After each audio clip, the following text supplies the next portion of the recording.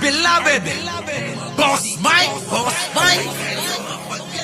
Cervera.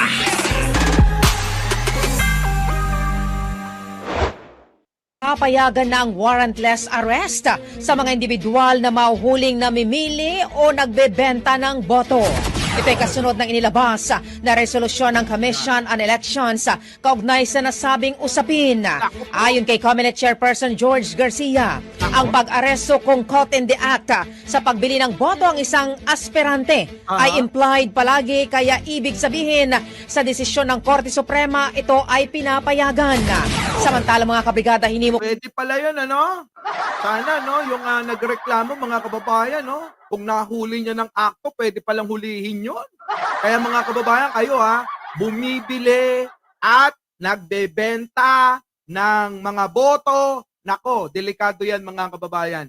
Kaya mga kababayan, wag niyong wag niyong ibenta yung inyong karapatan. Minsan lang po 'to mangyayari. Kaya mga kababayan, yung mga nagbebenta ng mga boto, malamang mga DDS yan, ano? Kasi mga kababayan, alam niyo naman natin yan, tuwing eleksyon, ganyan lagi. Di ba? Nandyan estilo ng pandaraya yan. Estilo ng pandurugas. Dinudugasan nila yung kalaban nila saan? Sa politika. Yung kandidatong katunggali nila. Grabe, no? Tuloy, ano pa? naman ni Garcia ang publiko na humingi ng tulong sa mga otoridad upang maaresto ang mga namimili o nagbebenta ng boto. Ayan na. Yun naman pala. Kaya pala itong ewan ko kung sino taga Batangas din Taga Batangas. Oo. Paki-press one nga.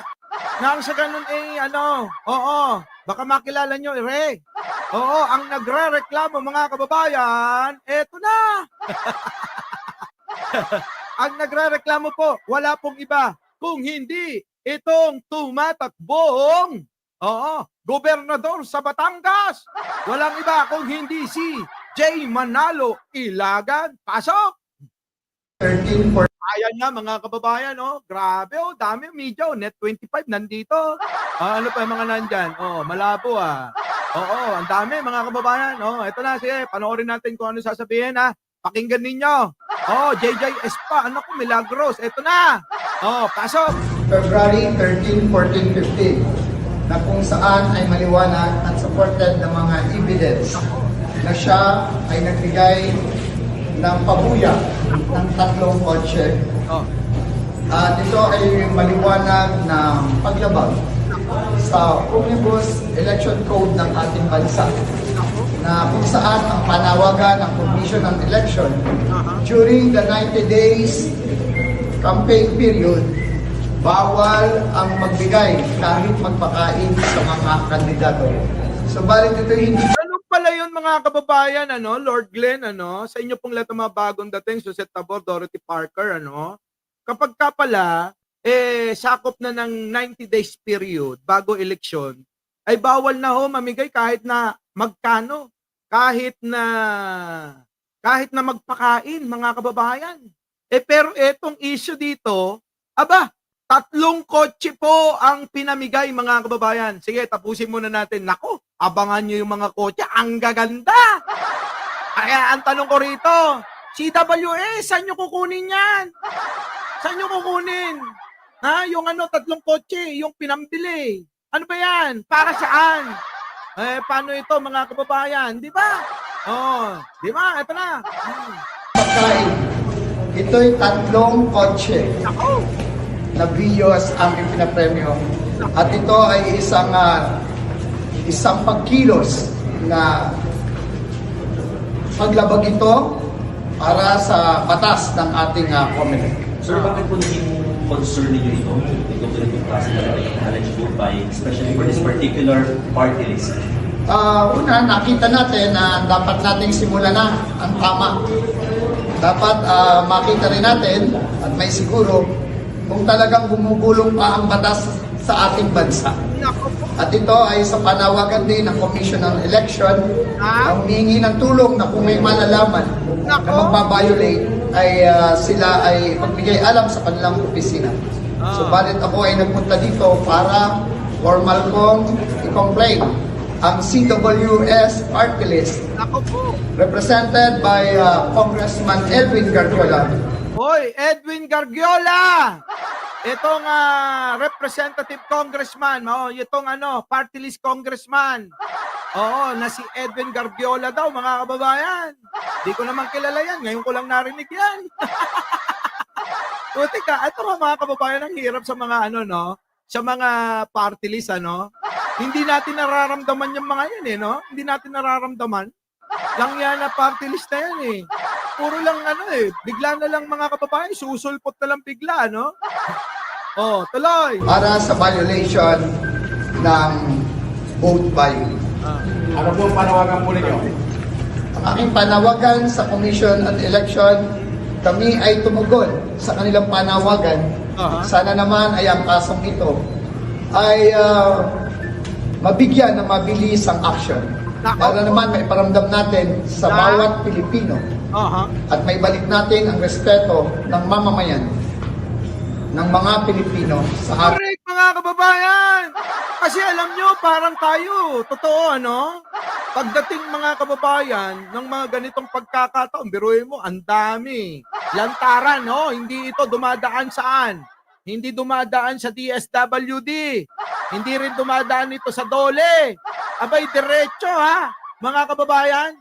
Diretso sa congressman daw na si, Edwin. Gargiola daw, Edwin Gargiola na na party list congressman ng CWS. Oo, ito yung grupo yata ng mga construction worker. Pero ninyo mga kababayan, grupo ng construction worker nakakapagbigay ng 3 kotse. Anak na hindi basta-bastang kotse. Mga kababayan, mamahalin pa. Saan ka pa nakakita ng ganyan, mga kababayan? Samantalang tayo, Oo, nagpo-commute. Madalas, mga kababayan, tayo, sumasakay sa, Grab. Tapos, sa pagsakay natin ng Grab, minamasama pa ng mga kapitbahay natin. Akala, mga kababayan, pick-up boy tayo. Minsan, napagkakamalang pick-up girl tayo, Di po ba? Eto na. Tuloy, ano yun? Oo. Pasok. pamahalaan. Kaaliado nga po ba daw ng kalaban ninyo sa politika or sa eleksyon yung party list na ito? Hindi naman po. Wala pong connection ito sa election. Ito ay isang karapatang pantao. At ito ay pagtugon sa panawagan ng Commission on Election na isumbong, ireklamo ang mga tao o kandidato o party list na magbabayolate sa mga patakaran ng COMELEC. So naalarma Oo naman, di ba? Galing ako sa live mo kanina. Kanino? Sino nag-live? Tuloy. lang kayo, sir, dahil po nangyari ito sa Batangas. Opo. Ayan, mga kababayan, sa Batangas. Ang kilala ko dyan, si Vilma Santos, mga kababayan. Ay bakit kanyo, mga kababayan?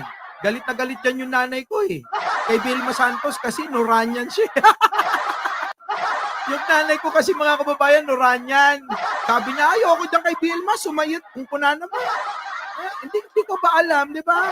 Bakit ganun yung mga, yung mga labanan ng mga matatanda, may Noranyan, may Bilmanyan. Nanay ko, Noranyan. Putik na. Issue pala yan, mga kababayan. Naku, pag nabalitaan to ng nanay ko, kunakat! Kuna naman na. Kunakat! Ay, talagang, sumayat! Tatawa ako pag kaya lang issue, Usapan ng mga auntie ko ba? Usapan yan, Hindi, Noranyan ni nanay mo. Solid yun, solid sa solid na panang Nora Honor. Eto na, tuloy.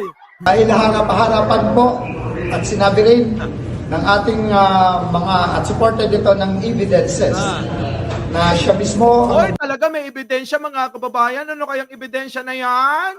Tuloy. bigay ng 3 kotse bilang pabuya sa mga mananalo. At ito ay maliwanag. premyo mga kababayan, bawal pala yan. Kahit po premyo, bawal. Kaya sa mga kandidato, wag ho kayong mamimigay kahit ano pang mga klaseng pamaraan. Kahit pa sabihin nyo na yan ay regalo, bawal pala yan. Ngayon ko lang nalaman din. Oo, bawal pala yan yung mamimigay ka ng regalo tapos kandidato ka. Naku, yari ka.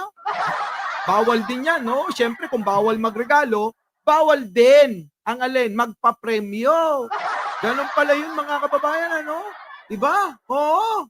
Sige, tuloy. Na paglabag sa ating batas ng Sir, ano yung sinabi po natin na ebidensya? Anong ebidensya? tayo po ay yung pagkapanawagan ni former governor, pagpapasalamat ni former governor Vilma Santos Recto na pagpapasalamat niya sa ibinigay na 3 kotse bilang papremyo bahagi ng Barako Fest 2025 na ginanap sa Lipasin. Alam nyo, mga kababayan, nag-research ako. Oo, kung talagang sinabi ni Vilma yan, abay, totoo, may mga video. Opo, may mga video Ate Vilma. Oo, hindi mo ba alam yan? Di ba't na matagal ka naman din sa politika?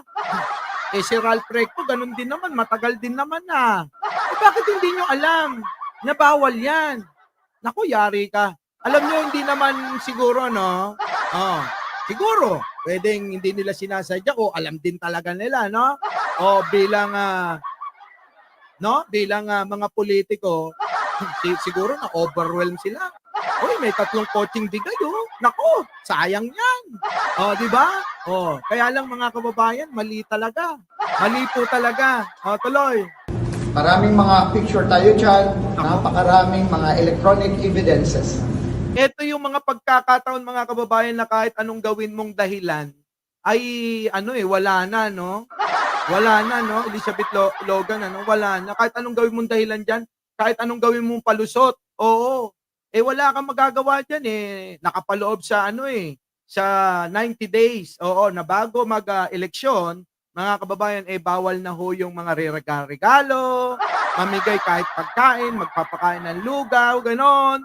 Bawal ho yan. Oo. Eto mga kababayan, ulitin ko 3 kotse po na magagarang kotse po. Hindi po basta-basta. Mas maganda pa sa kotse ko Eloy. Na kasama noong aking nung ipinail ko ngayong umaga ang formal na complaint ko sa CWS RTH. Nako, ang rito mga kababayan, ang nirereklamo po ng tumatakbong gobernador ng Batangas po, ay siguro kilala nyo ito, Si J. Manalo Ilagan. Opo, tumatakbong gobernador diyan po sa Batangas. Sabi ni Miss Au, tagal na nila Boss Mike sa politika, baka lang nahuli. Yun nga lang, baka lang ngayon nahuli ang mga yan, Kaya lang nakakapagtaka dito mga kababayan. Bilang party list congressman, biruin nyo kayang mamigay ng 3 kotseng magagara. Yun po yung ating rito, punto. Paano pa kaya yung iba? Di po ba? Saan kaya nanggagaling ang pera?